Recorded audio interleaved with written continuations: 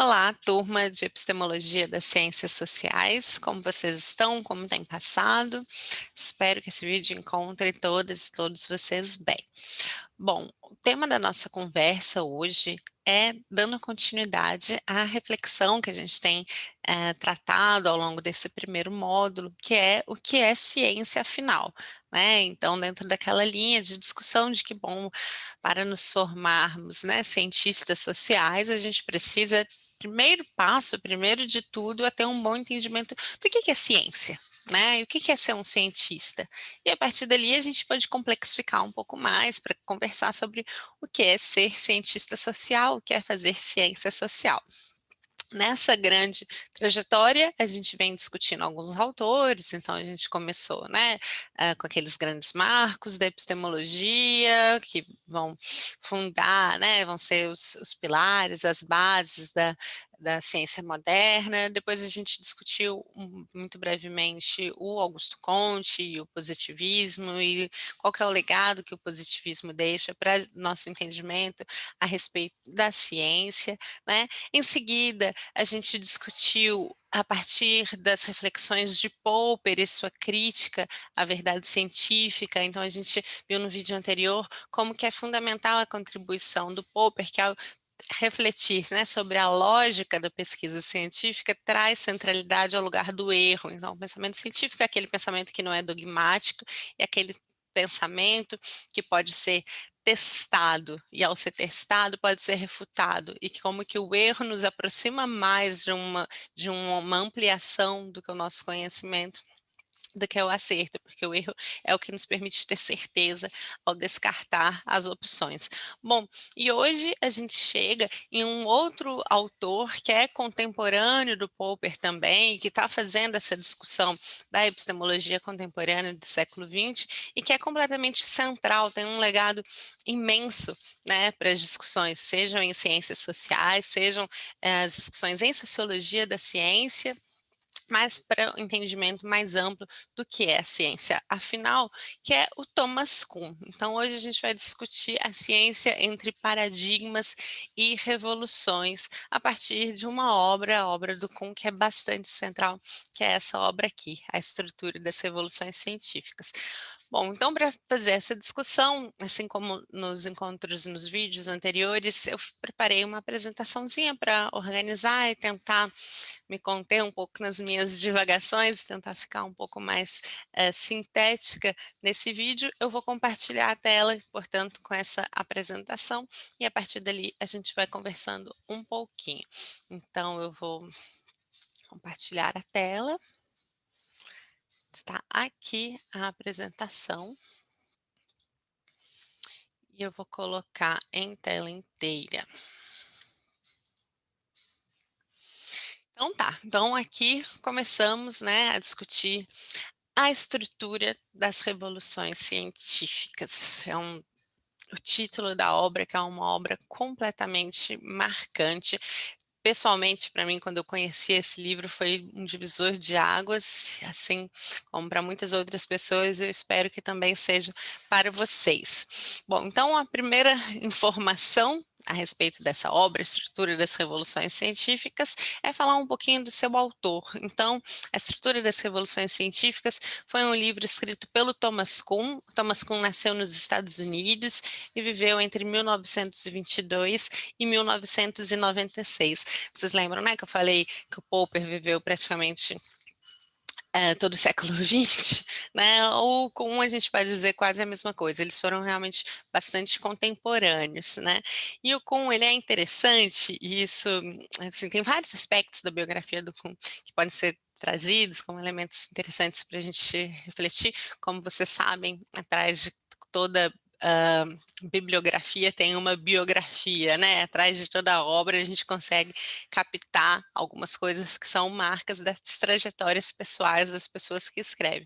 No caso do Thomas Kuhn, não é diferente. E o Kuhn, o que é interessante dele, para esse momento muito rápido que eu quero destacar, é o fato de que ele era um físico. Então, ele desenvolveu uma carreira de físico, de pesquisador, um físico de laboratório, fazendo seus experimentos, etc. E atuando como físico, e assim como a maior parte dos cientistas, e acontece aqui no Brasil também, com a maior parte dos cientistas, o que acontece? A pessoa tem a formação científica, faz iniciação científica, né, durante a graduação, depois faz o mestrado, faz o doutorado, então toda uma formação para atuar na pesquisa, e quando atinge uma determinada titulação, um determinado reconhecimento entre os pares, a pessoa faz um concurso, né, ou passa por um processo de contratação, e o que que vira? Professor. Então a gente tem uma carreira científica para depois se tornar professor ou professora. Não aconteceu diferente com Thomas Kuhn, foi exatamente isso, que foi assim que se iniciou a trajetória dele. Só que quando ele se tornou professor, então, eh, dentre as disciplinas que ele tinha que ministrar, foi dado a ele, foi atribuído a ele, ministrar a disciplina de História da Ciência. Ele era um físico prático, né? Ele fazia experimentos em física, fazia discussão física teórica e começou a dar aula de História da Ciência. Ao preparar suas aulas de História da Ciência, o que que ele se depara? Com uma versão bastante simplificada nos manuais, né, nos livros-texto, a respeito de como funciona a ciência. E ele vai lendo aquilo e fala: gente, mas não é assim. Se a gente ensina desse jeito, as pessoas vão ter uma visão completamente enganosa sobre como a ciência funciona. E aí, motivado por isso, por esse diagnóstico, então, da insuficiência dos manuais a respeito da prática científica, ele resolve escrever a estrutura das revoluções científicas, ele resolve escrever esse livro. Então, a partir da prática pedagógica dele, né, ele começa a se dar conta de como estava sendo veiculada uma versão bastante distorcida de como a ciência funciona, e resolveu discutir como que a ciência funciona e apresentar, então, o seu modelo epistemológico, né. Bom, e em que ano a estrutura das revoluções científicas é publicada? Esse livro ele é publicado pela primeira vez em 1962. E isso traz também para a gente uma série de elementos importantes de contexto. Para ficar apenas no que mais salta aos olhos. Bom, pensem o que estava acontecendo, o que, que vocês sabem que estava acontecendo em 1962 nos Estados Unidos. O que, que vem à mente de vocês? Eu imagino que muitas questões, né, de ordem cultural, política, né, ideológica, estavam sendo travadas ao longo desse período. Mas eu destaco aqui dois aspectos que são fundamentais para a gente entender alguns elementos do livro publicado pelo Kuhn. O primeiro é que em 1962 a física era a ciência exemplar. Era aquilo que era tomado como o protótipo do conhecimento científico, ou seja, aquele conhecimento que é estabelecido a partir de leis, a forma como funciona a física era considerada a forma ah, padrão de como deve funcionar a ciência, e ainda que poucas pessoas soubessem muito de física, a maior parte das pessoas conhecia a importância da física, sabia que física era algo que estava diretamente envolvida nas maiores transformações recentes, naquele período, da humanidade. Lembrando aqui, isso a gente vai discutir um pouco em outro vídeo, que no início deste século, né, no início de 1900, na primeira década de 1900, a gente teve grandes transformações na física, que foram transformações que transbordaram o campo disciplinar restrito da física e começaram a pautar mesmo reflexões a respeito da sociedade. Eu estou aqui falando sobretudo, não apenas, mas sobretudo da teoria da relatividade, a teoria geral da relatividade, que começou então a perturbar, né, em muitos sentidos, a forma como as sociedades foram se desenvolvendo naquele período. Além disso, né, e assim, isso trazia, né, então muita potência, muita capacidade de inovação e essa perspectiva de progresso constante, mas também 1962 é um período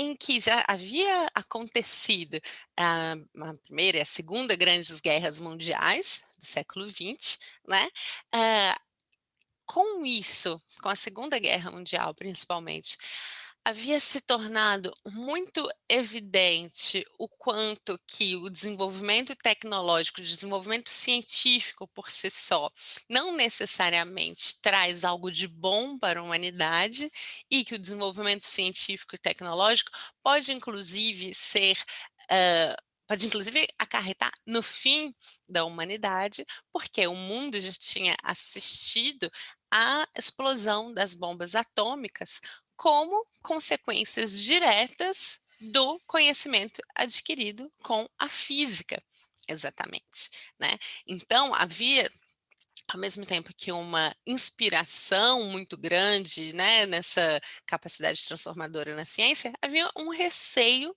muito grande de que uma ciência desmedida poderia levar a consequências bastante trágicas. Em 1962, as bombas já tinham sido explodidas, né, já tinham sido testadas, já tinham mostrado seu potencial, desastroso numa escala mundial, mas não haviam sido superadas, ao contrário, o mundo, né, estava vivendo, e sobretudo os Estados Unidos, estava vivendo em plena Guerra Fria, né.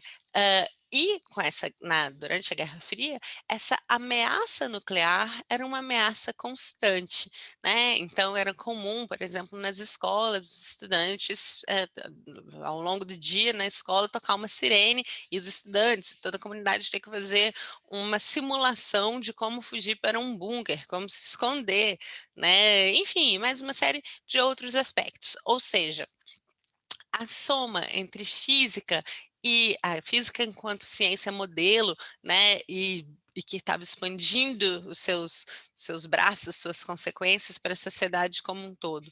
Mas o contexto político da Guerra Fria fazia com que a ameaça nuclear fosse uma ameaça constante. E isso, hã, explicitava, talvez, de uma forma bastante evidente, como ciência é parte da sociedade. Esse é um ponto que eu quero depois explorar mais para frente, né, desenvolver com vocês um pouco mais.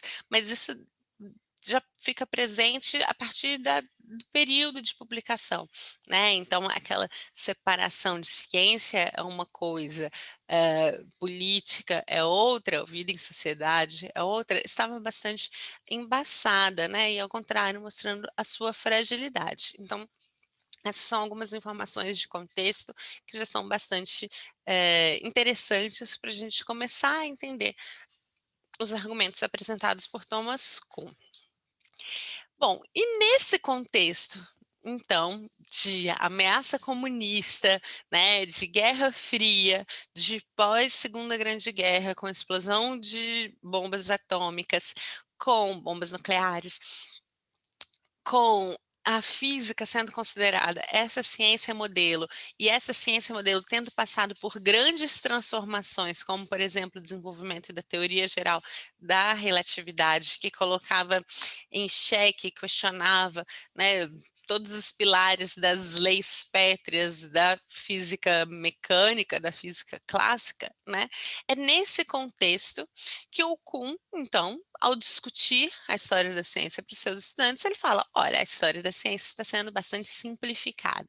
As ciências não funcionam, assim, dessa forma linear, tal qual vem descritas, ao contrário, as ciências funcionam seguindo uma estrutura, e essa estrutura é uma estrutura pautada pela revolução". Então, e é muito interessante que o título do livro, ele já resume de uma forma muito precisa o grande argumento. E aqui eu chamo atenção para 2 aspectos, ele está falando de estrutura, e ele está falando de revolução, e tudo isso é precedido por um artigo, A Estrutura das Revoluções Científicas. E aqui então, eu vou pedir para a gente pausar um pouco o raciocínio, desacelerar um pouco o raciocínio nesses 2 termos. Então, de trás para frente, revolução.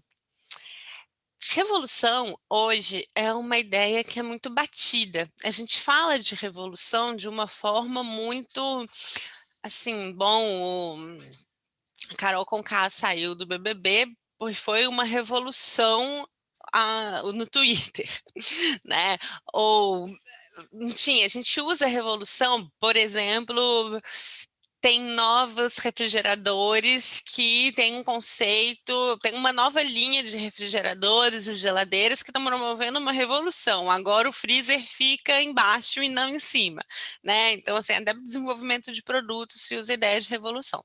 Em 1962 não era bem assim. Revolução em meio, né, à ameaça comunista, para quem escreve a partir dos Estados Unidos, né, como Thomas Kuhn estava escrevendo.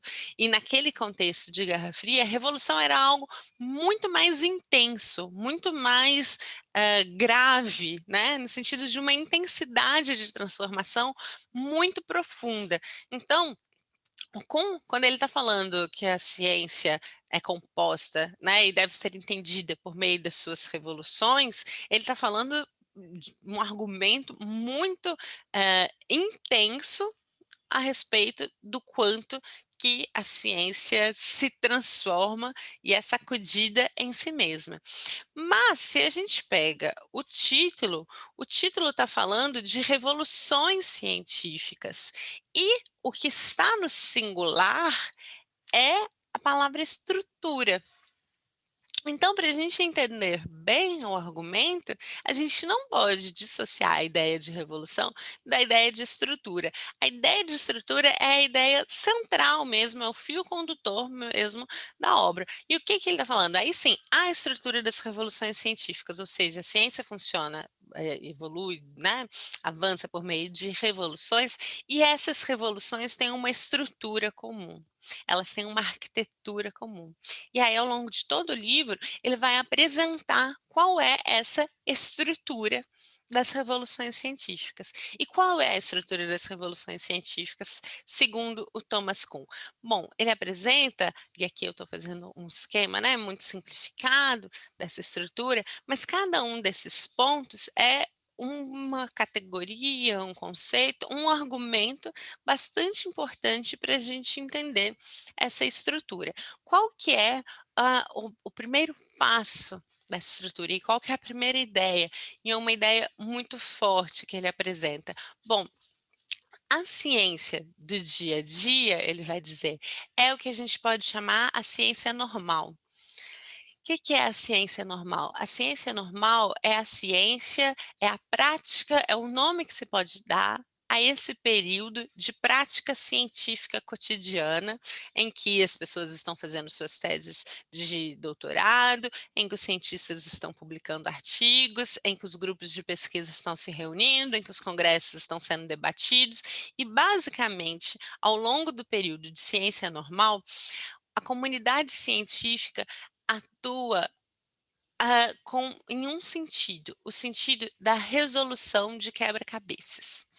Ou seja, as pessoas, durante a sua prática de dia a dia enquanto cientista, vão resolvendo quebra-cabeças apresentados pelas teorias vigentes. E esses quebra-cabeças podem ser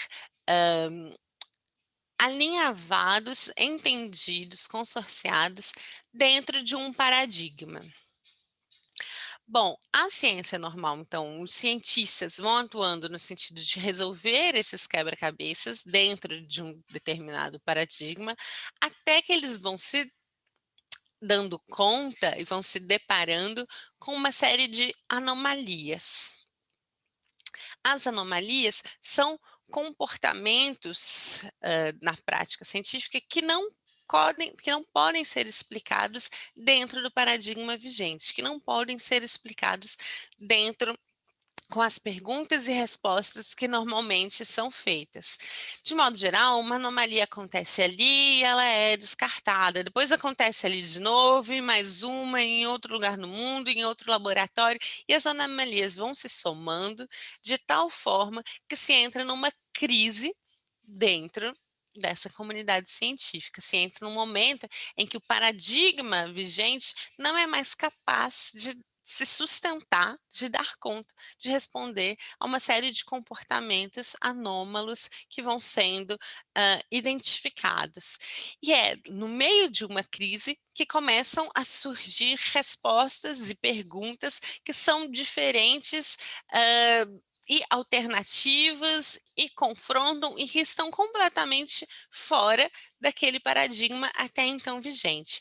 Quando essas explicações fora do paradigma começam a se articular e a ganhar uma coesão própria, a ponto de poderem se tornar um novo paradigma, acontece a revolução.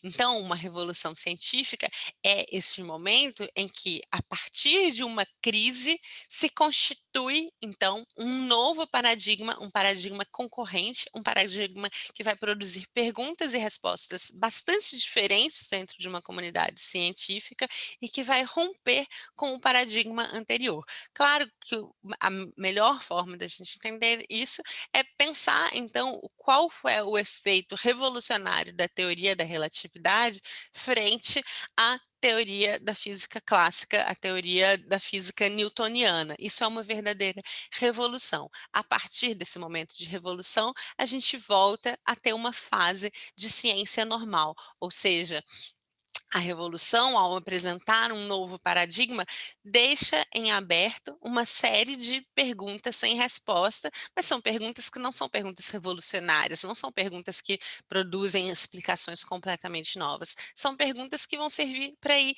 burilando, lapidando aquilo que foi apresentado por esse paradigma. E aí, então, a comunidade científica passa a atuar de novo em uma fase de ciência normal e vai tentar resolver estes quebra-cabeças dentro do estabelecimento de um novo paradigma. Que eu quero chamar, e aí a gente volta a ter esse ciclo, até ter uma nova revolução e assim sucessivamente. Então aqui eu quero chamar a atenção para vocês que a gente só consegue entender o lugar da revolução dentro de uma estrutura, né? E que essa estrutura, no argumento do Kuhn, é formada por essas etapas: ciência normal, resolução de quebra-cabeça, paradigma, anomalia, crise, revolução e uma nova fase de ciência normal. Ciência normal é a ciência de todo dia. Então, o que que é interessante? Essa afirmação sobre a ciência normal pode parecer um pouco trivial, mas na época foi completamente chocante, porque o que ele está falando é que a prática cotidiana dos cientistas não tem nada de eureka, não tem nada de inovadora. Ele está falando, quando as pessoas leem artigos numa revista científica, a gente não está no dia a dia, a gente nunca vai encontrar ali algo completamente extraordinário. Não, os artigos científicos, eles são ciência normal, algo quase entediante, né? Porque está só confirmando alguns aspectos das teorias atualmente vigentes, já propostas, ou está só preenchendo com mais elementos empíricos algo que já se sabe, ou está aplicando algo que foi discutido em um determinado contexto, sendo aplicado em um novo contexto, né? E pensem no que vocês já viram, quantos de vocês fazem iniciação científica, as pesquisas que vocês estão vinculados, elas não são exatamente extraordinárias, muito provavelmente. Elas estão aplicando um conceito, verificando o quanto que um conceito pode ser utilizado aqui ou ali, fazendo testes comparativos, estabelecendo alguns critérios, mas são como afunilando, né, aparando as arestas das teorias vigentes. Para o Kuhn, isso é o equivalente à resolução de quebra-cabeças. O que que essa imagem de quebra-cabeças traz para você? O que que é um quebra-cabeça, né? Um quebra-cabeça é algo que nos dá trabalho, né? É algo que nos dá ali, nos deixa entretido por um bom tempo, mas é algo que tem um formato que é um formato pré-estabelecido, né? Quando você ganha, compra, enfim, se depara com um quebra-cabeça, geralmente ele vem dentro de uma caixa, né? E essa caixa tem um desenho, e esse desenho é o que vai guiar a forma como você vai encaixar as peças, né? Então, eu não posso pegar as peças de um quebra-cabeça e encaixar de uma forma que seja completamente original, de repente fazer uma torre. Não, eu preciso achar qual a pecinha certa que se encaixa dentro de outra pecinha certa, que está presente, ainda que embaralhado, naquele conjunto de peças que vem na minha caixa, né? Então eu já tenho os instrumentos previamente definidos, eu só preciso saber como eles se encaixam. Mas além da gente ter os instrumentos, eu tenho também a expectativa já definida, eu quero fazer o desenho que está na caixa, né, então se o quebra-cabeça é o quebra-cabeça de um castelo, eu não vou montar um navio em alto mar, né, porque eu vou atender o quebra-cabeça, eu vou conseguir resolver o quebra-cabeça se eu conseguir, atingir aquilo que já está previamente estabelecido. Essa imagem, ela é muito boa para a gente entender a ciência normal que o Kuhn está se referindo, porque justamente dentro de um paradigma, a gente já tem estabelecido quais são os instrumentos possíveis e quais são os objetivos possíveis. Ou seja, no dia a dia da ciência, se vocês que estão fazendo, ele está pensando em ciências duras, exatas, está pensando na física, mas se a gente quiser transportar isso para ciências sociais, né? A gente vai descrever, por exemplo, as metodologias de uma pesquisa. A gente não pode, quase sempre, é muito raro a gente ver alguém inventar uma metodologia totalmente nova, porque a gente já tem mais ou menos os instrumentos de coleta de dados pré-estabelecidos. Assim como a gente não vai inventar uma pergunta completamente nova. Não, a pergunta ela está dialogando com aquilo que já se sabe naquele campo teórico em um determinado tema. Então, tudo isso compõe o paradigma tal qual Kuhn apresentou, né? Então, essa ideia de resolução de quebra-cabeças, ela pode ser um pouco entediante para a gente entender. Tem gente que adora quebra-cabeças, né? Mas enfim, é uma forma de entender o que Kuhn está chamando dessa ciência normal, dessa ciência do dia a dia. E isso é interessante porque nos mostra, então, o quanto que um paradigma define, e eu estou repetindo porque é bem importante, tanto as perguntas possíveis quanto as respostas possíveis, até que isso começa a se tornar insuficiente, né? E quando isso começa a se tornar insuficiente, a gente vai se aproximando de um estado de crise, né, na soma de anomalias, e a crise vai nos levar à revolução. Então, alguns aspectos importantes. A palavra-chave, o elemento central aqui, é entender esse conceito de paradigma. Paradigma é interessante porque na época em que Kuhn escreveu esse livro, não era uma palavra muito utilizada na língua inglesa, né? Era uma palavra que tinha sua trajetória, né? Tinha sua etimologia lá nos gregos, como tudo, né? Eh, tinha algum uso, mas era um uso bastante restrito.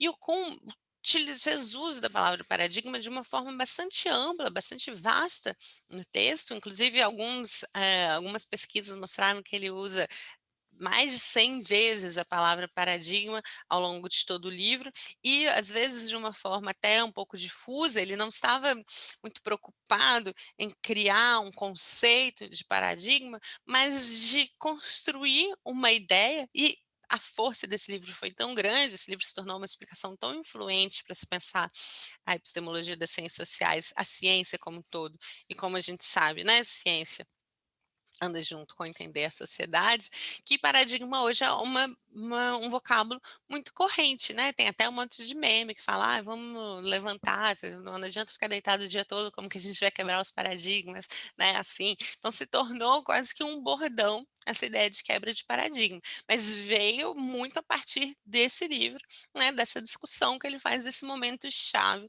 que é a mudança de paradigma. E ainda que apareçam várias definições, qual que é a ideia central de paradigma tal qual ele apresenta aqui? O paradigma, ele congrega realizações científicas universalmente reconhecidas que, durante algum tempo, fornecem problemas e soluções modelares para uma comunidade de praticantes de uma ciência.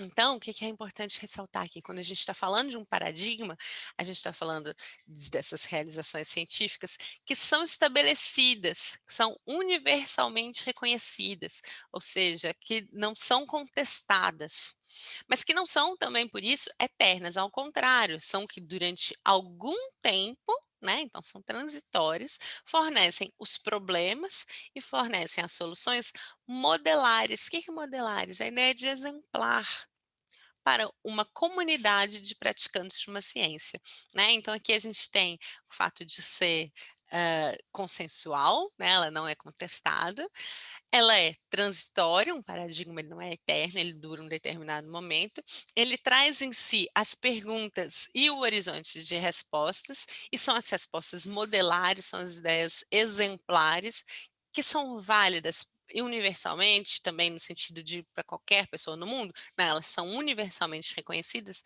dentro de uma comunidade de praticantes de uma ciência. Então, a teoria geral da relatividade, ela é um paradigma dentro da comunidade de físicos.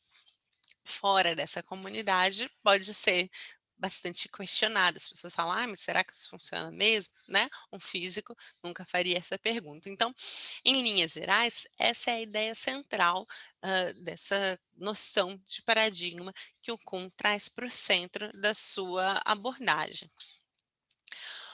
Uma ideia que não está no na arquitetura, no modelo dele, mas que está muito vinculada à noção de paradigma e que é bastante importante, é a noção de incomensurabilidade. Por quê? O Kuhn, quando ele está discutindo paradigma, então ele tá, né, a gente estava falando de fornece problemas e soluções modelares durante algum tempo, né. Bom, ele vai dizer, então, que o paradigma fornece as problemas e soluções.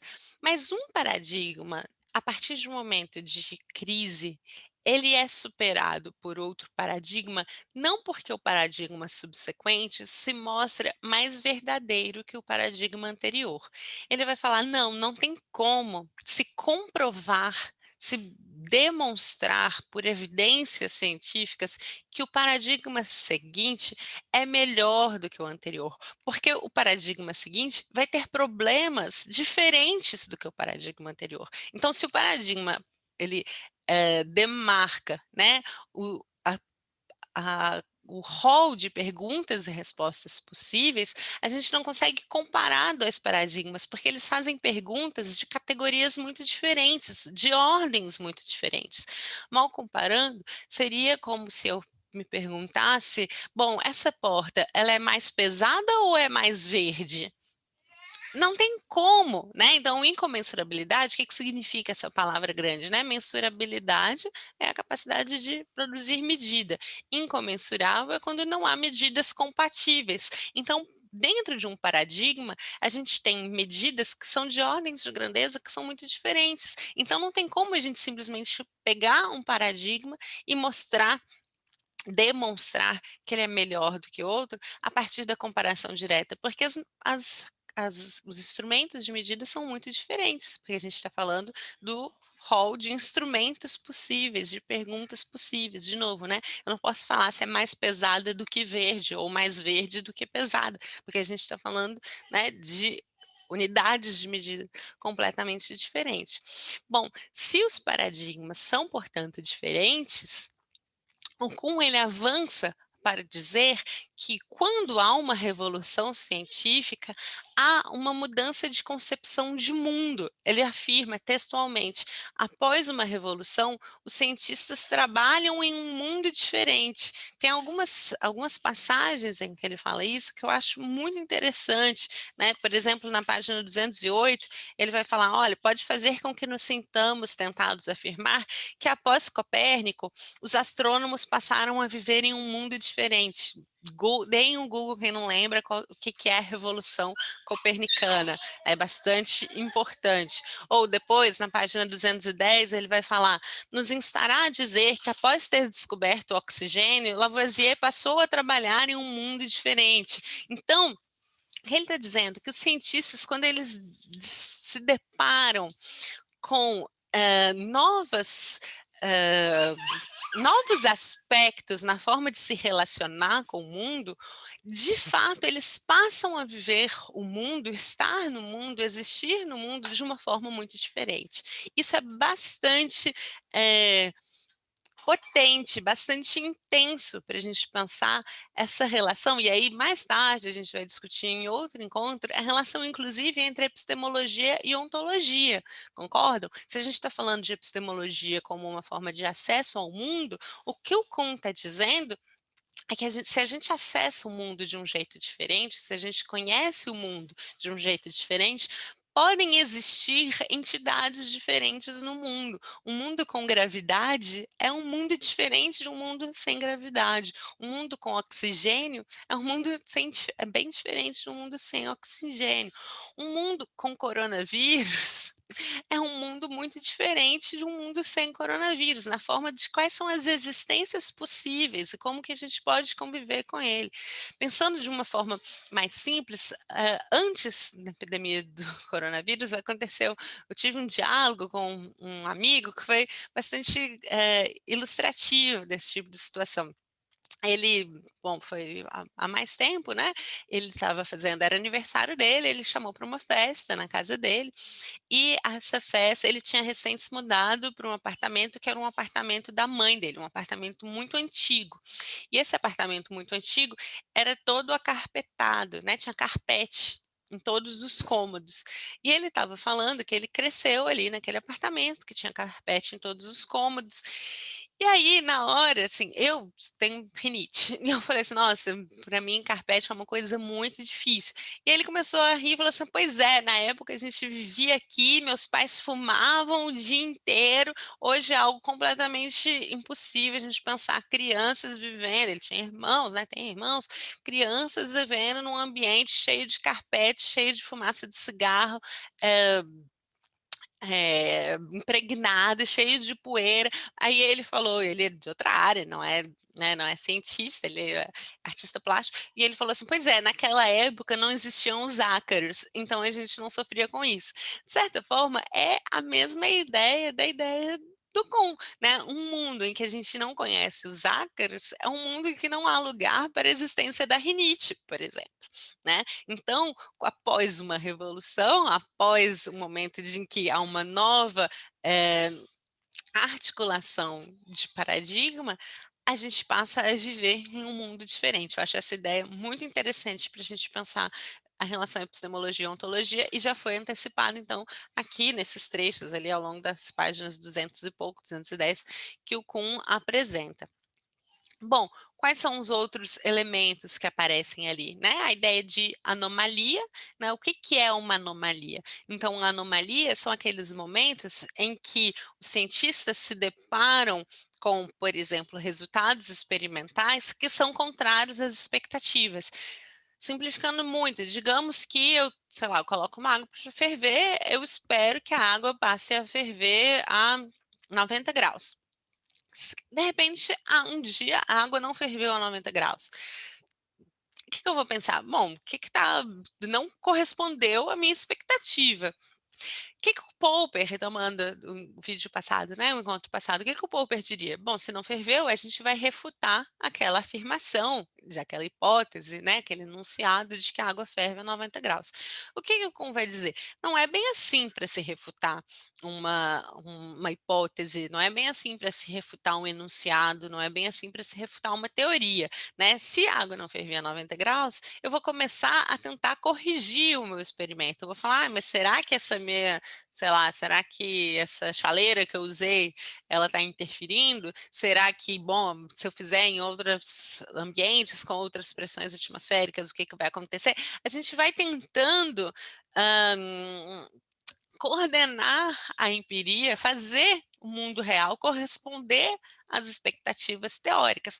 A anomalia é quando isso começa a se tornar impossível. Então, não é uma vez que foi feita alguma coisa que não correspondeu às expectativas, mas quando fazendo todos os ajustes, continua não tendo um comportamento esperado. Depois, em outro grupo, em outro lugar, continua não tendo. E, depois, e assim sucessivamente, quando se vai, quando se vão somando, então, uma série de elementos que começam a tensionar o paradigma, as explicações vigentes, né. E isso ele fala, não é da noite para o dia, né, e não é, por exemplo, digamos, não é a Lorena fazendo a tese de doutorado dela aqui na Federal do Rio Grande do Sul, que vai refutar a grande teoria na sociologia ambiental mundial, né. Primeiro que aí uma outra conversa que a gente vai ter é o quanto que as ciências sociais são paradigmáticas ou não, né, mas em grande medida seria isso, não é uma pesquisa em qualquer lugar do mundo que vai refutar uma hipótese como dizia ou um enunciado, uma teoria, como diria o Popper, mas é o somatório dessas tensões, né, desses momentos de não correspondência que vão produzindo anomalias, né, anomalia a própria palavra diz, né, aquilo que nega a normalidade, aquilo que nega a ciência normal, nega essa prática cotidiana. É a partir da soma dessas anomalias que a gente começa a ter a crise, né. E o que que é para com o momento de crise? É o momento da pesquisa extraordinária, é um momento em que a pesquisa não é normal, no sentido de não ficar só aparando as arestas, mas é quando ela pode ser de fato inovadora ou de fato transformadora, de fato, para usar um bordão, né, de algumas áreas atualmente, quando você pode pensar fora da caixa. Qual caixa? A caixa em que veio o quebra-cabeça, que é o quebra-cabeça que a gente estava resolvendo na ciência normal. Então, os momentos de crise são os momentos de pesquisa extraordinária, quando de fato podem surgir aspectos inovadores e que podem culminar, então, numa nova revolução, né? Num novo momento de transformação intensa e total interna a uma comunidade científica. Mas, lembrando sempre, essa revolução não acontece do dia para a noite e o paradigma subsequente não vai se demonstrar melhor ou mais correto do que o paradigma anterior. Ao contrário, como vai falar, quem é mais provável, né, que consiga fazer uma pesquisa extraordinária, alguém jovem que está começando a carreira agora e que tem muito pouco a perder, apontando afirmações, enunciados, explicações completamente radicais e inovadoras. Um pesquisador sênior que já tem toda uma carreira dele assentada em demonstrações que estão dentro do paradigma anterior, como vai dizer, é mais fácil ele morrer do que ele se converter ao paradigma novo. Ele vai falar, muitas vezes um novo paradigma só se estabelece quando a geração anterior já não é mais viva, né? E ele usa justamente esse verbo, quando um cientista pode ou não se converter a um paradigma novo. E aí vocês vejam também o quanto que é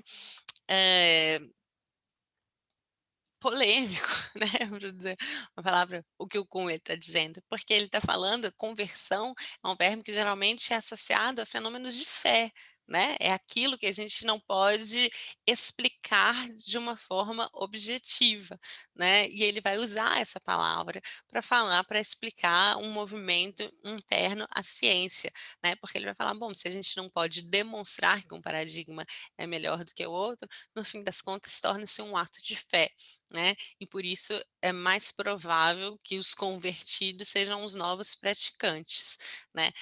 Ao dizer tudo isso, o que o Kuhn está apresentando é uma tese bastante original a respeito do progresso da ciência. Ele vai mais do que, mais do que tudo, ele vai afirmar que a ciência não progride de uma forma linear.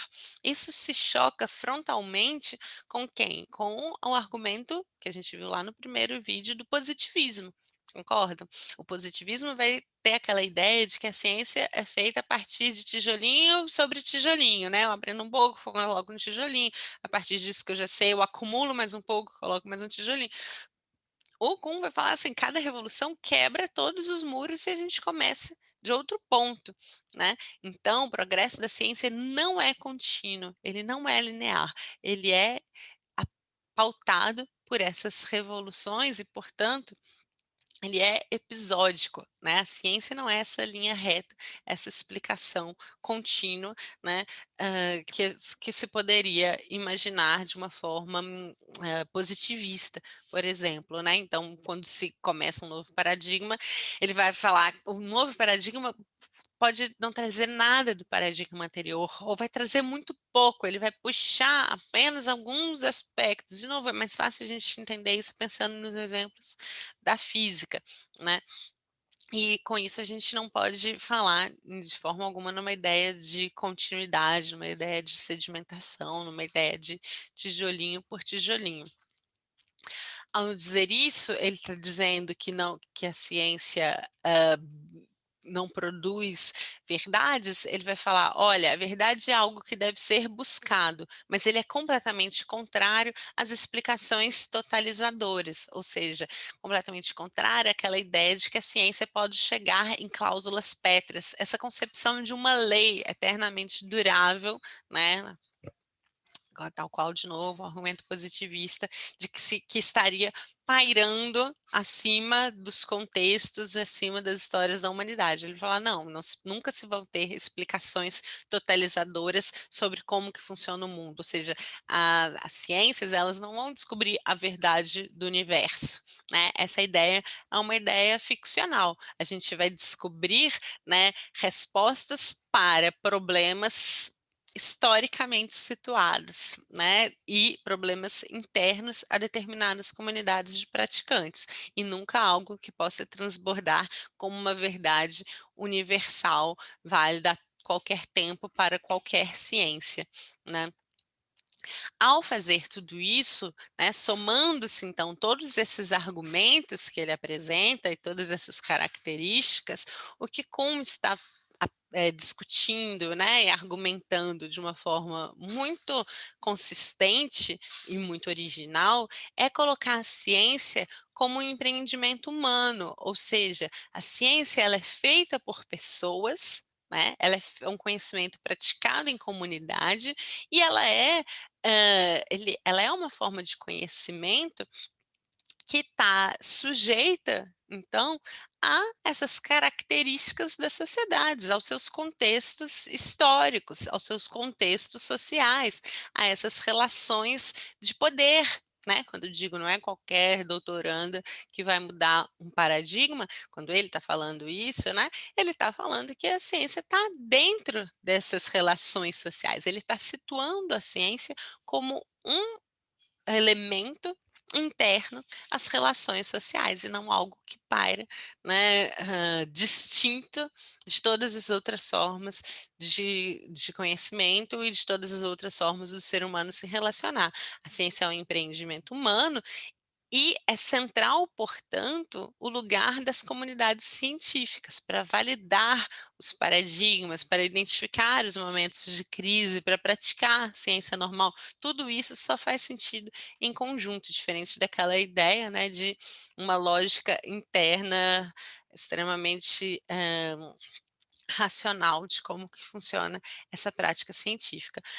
Ao argumentar tudo isso, o Thomas Kuhn, de uma forma não premeditada, se tornou um dos pioneiros desse campo de estudos, que é bastante amplo, que é o campo dos estudos sociais em ciência e tecnologia, né? Então, Kuhn se tornou a discussão da estrutura das revoluções científicas e a abordagem mais ampla proposta por Kuhn se tornaram os pilares, né, da sociologia da ciência, da antropologia da ciência, da história da ciência, né, e mesmo da filosofia das ciências também, né. Então ele, alguns biógrafos falam que ele rechaçava um pouco esse lugar de pioneiro, né, da sociologia da ciência, ele se colocava sempre como um físico e no máximo um historiador das ciências, mas é inegável a contribuição que ele deu para esse novo campo de estudos, para mostrar como, bom, ciência é uma forma de se compreender as relações sociais, né, e de se compreender como a sociedade se faz e se refaz também por meio do conhecimento científico. Acho que esses são os aspectos mais centrais, né, da obra do Thomas Kuhn. Eu tenho certeza que vocês lendo vão encontrar muitos outros elementos interessantes. Sugiro também fazerem a leitura complementar que está indicada e caso vocês tenham alguma dúvida, né, tem algum elemento que chamou mais atenção, eu peço para vocês comentarem nos fóruns da disciplina e a gente conversar, sobretudo trazerem as dúvidas de vocês no nosso plantão síncrono. É isso, conseguimos conversando. Abraços, tchau, tchau.